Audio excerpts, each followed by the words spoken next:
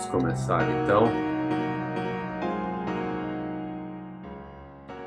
Hi there, welcome back to the channel. My name is Fred Macedo and I'm here with my friends Ruben, Rosangela, and Rosalie.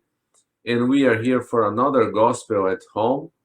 And I invite you to follow the test I'm going to read, the Spirit's book, question 611. Before that, I'm going to ask my good friend Rosangela for our initial prayer.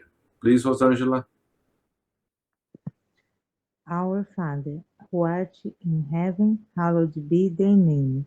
Thy kingdom come, thy will be done, on earth as it is in heaven. Give us this day our daily bread, and forgive us our trespasses, as we forgive those who trespass against us, and lead us not into temptation, but deliver us from evil. Amen.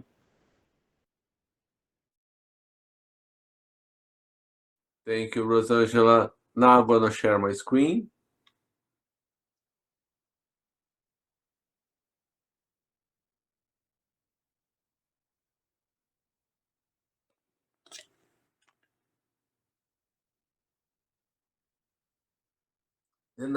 The night's theme is METEMPSYCHOSIS. Question 611. Isn't the common origin of living beings in the intelligent principle an affirmation of the doctrine of metempsychosis? Two things may have the same origin, and yet not resemble each other at all later on. Who would recognize the tree, its leaves, its flowers, and its fruits, in the shapeless germ contained in the seed from which they came? From the moment when the intelligent principle reached the necessary degree for becoming a spirit and for entering the period of humanness, it has no more relationship with its primitive state. It's no longer the soul of the animal, like the tree is no longer a seed. In humans, there is only the animal-like body.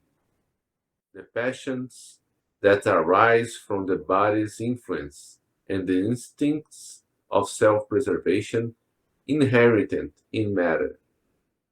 Therefore, one cannot state that such and such a person is the incarnation of such and such an animal.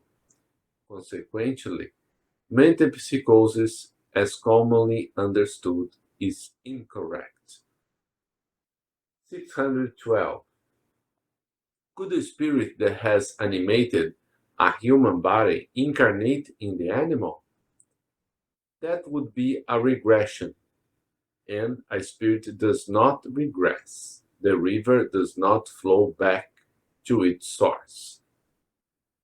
613. However erroneous may be the idea linked to metempsychosis, couldn't be a result of an intuitive sentiment of the different existence of an individual. We recognize such an intuitive sentiment in this belief, as in many others, but like most intuitive ideas, humans have perverted it.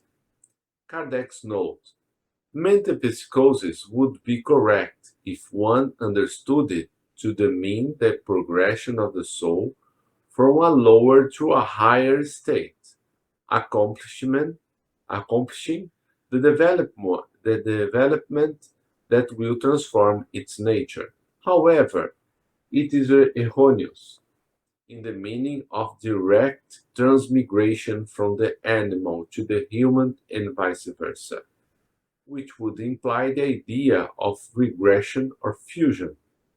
And since such fusion is not possible between corporeal beings of two different species, we have an indication of their being of degrees that cannot assimilate each other, and the same must apply to spirits that animated them. If the same spirit could animate them alternately, it would result in an identity of nature, and this would translate into the possibility of material reproduction. On the contrary, the reincarnation taught by the spirits is founded upon the evolutionary march of nature and the progression of humans within their own species, which is no way diminish their dignity. What degrades them is the bad use they make of the faculties God has given them for their advancement. Be what it may, the antiquity and the universality of the doctrine of metempsychosis and the number of eminent individuals who have professed it prove that the principle of reincarnation has its roots in nature itself. These are the arguments in its favor rather than against it, however. The point of the departure of a spirit is one of those issues that are connected to the origin of things and that are among the secrets of God. It has not been given to humans to know them completely, and regarding them, they can only form mere suppositions, constructing more or less probable theoretic systems. The spirits themselves are far from knowing everything, and regarding what they do not know, they may also have their own opinions that are more sensible or less so. It is thus that all do not think in the same way regarding the connections between humans and animals. According to some, a spirit only arrives at the human period after having been prepared and individualized in different degrees of the lower order beings of creation. According to others, the human spirit would have always belonged to the human race without having passing through the animal experience.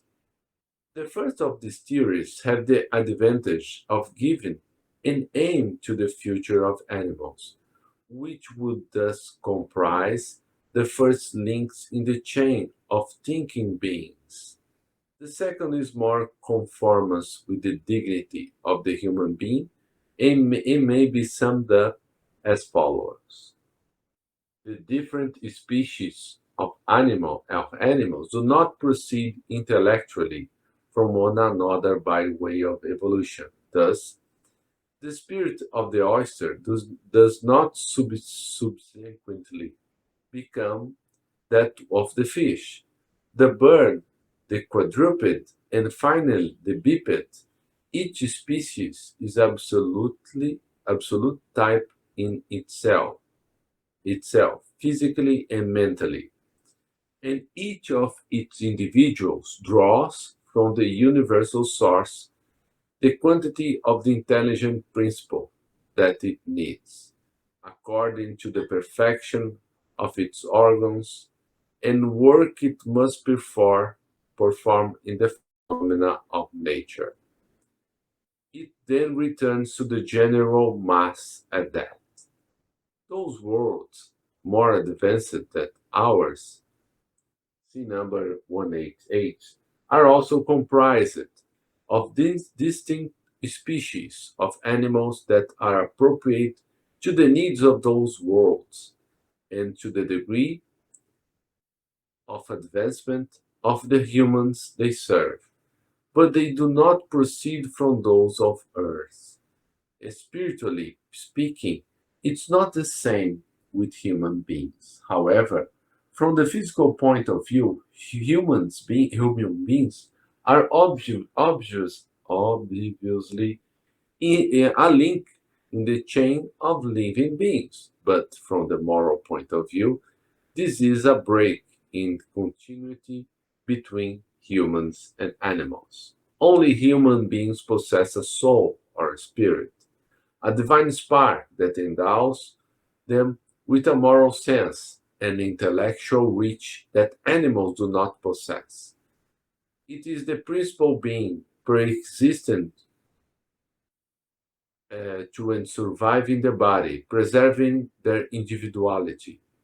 What is the origin of the spirit? Where it's the starting point. It is formed from individualized intelligent principle. This is a mystery that would be useless to search out, and regarding which, as we have said, we can only construct theories. What is constant and what stands out to reason and experience in the same time is the survival of the spirit, the preservation of its individuality after death, its ability to evolve, its, its happy or unhappy state in proportion to its advancement on the path of good, and all the moral truths that are the consequence of that principle. And for the mysterious connections between humans and animals that we repeat in God's secret, like many other matters whose current understanding holds no importance for our advancement, and on which it would be useless for us to dwell. Okay, so that was the reading of tonight. Um, just a moment, please.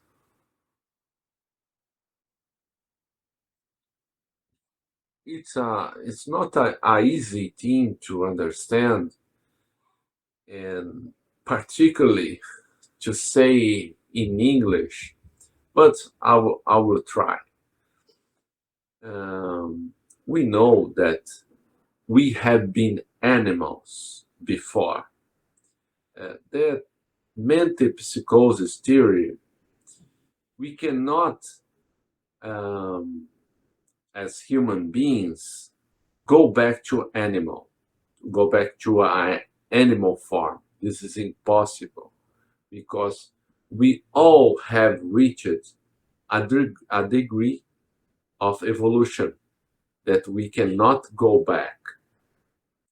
What we usually see, there are people that are more instinct based, um, meaning that they are more close to the animal instincts than other. And why we are here? We are here to sublime, to evolve these instincts that remain in us from our animal part to become more evolved human beings. And this is the moral part that evolves us. So that's our struggle. The material world have several have several illusions that we must overcome. We all know that we need money and material things. We need shelter, we need food. Uh, we have a lot of needs that must achieve. But what we can't do, make these needs the only the only purpose of our lives. We must ascend. And why? How can we do that? We need things to live, but we can make them the reason for our lives. And we are here for a purpose, that helping others in our way up, and as we help others, we evolve morally.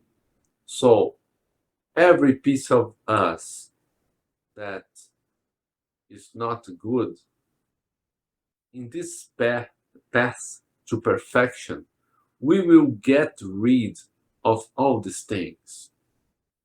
Let's make an analogy. If we want to climb to the highest peak, we cannot be cumbersome with a lot of bags. All these bags that we are carrying are our moral problems. So if we are too heavy, it's very difficult to ascend. So this life, as many others before that are paths that we are constantly dropping things along the way, the things that we don't need anymore. Our moral problems, our anger, our selfishness, our pride, all these things, all these moral imperfections, as we ascend up, we are dropping along the way, helping others. That's why Jesus said that without charity, there is no salvation, meaning we cannot ascend by ourselves if we don't help others, if we are not altruist, if we don't do good things, because every time we we help somebody, it's like we drop another useless luggage we were carrying in our way up. I think that summarizes, and I thank the good spirits for this inspiration, because I was kind of lost in this thing, and they never let me down. They are always here for me, because here we are serving a greater cause than themselves individually. And my dear friends here, uh, they don't speak English. They only understand parts of this reading, and nevertheless they stick on to me, um, helping me give this message. And I invite you to know better the Spiritism, the Spirit's book, the Gospel according to Spiritism. Great books that answer a lot of moral dilemmas that we are constant, that life throws at us. Should I help someone, or should I get my promotion? Should I uh, be better at home with more time with my family, or should I work more to earn more money, but not having these special times? These are the questions that we always have to answer ourselves. And a lot of people don't have um, chance, don't have possibility to choose. But a lot of us um, have an opportunity to choose a life um, with less money, but with more time with our family, or a high standard of life with all the amenities, all the good stuff that society provides us, but less time with less quality time with our families. Um, I saw a documentary, a film in Netflix about this stuff, about having less stuff.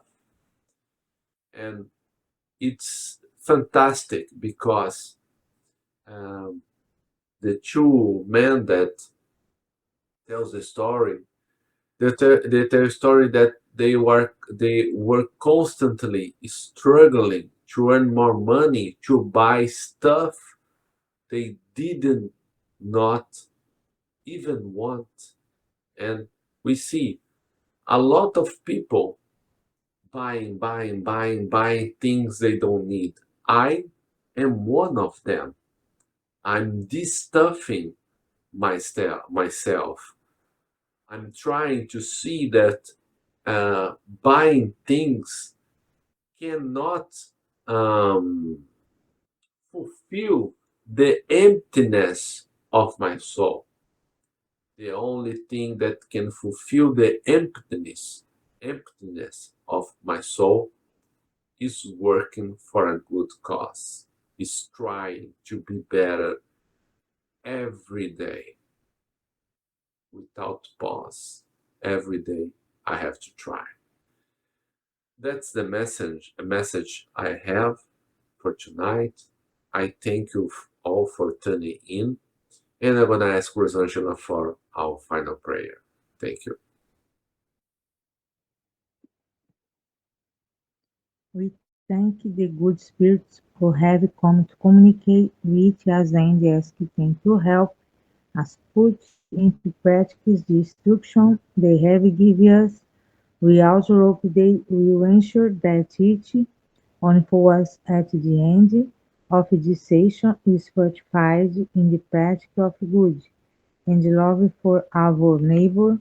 We also wish these lessons may be useful for the suffering, ignorant or vicious spirits who were able to attend this meeting and for whom we implore the mercy of God. God bless you all. Thank you all.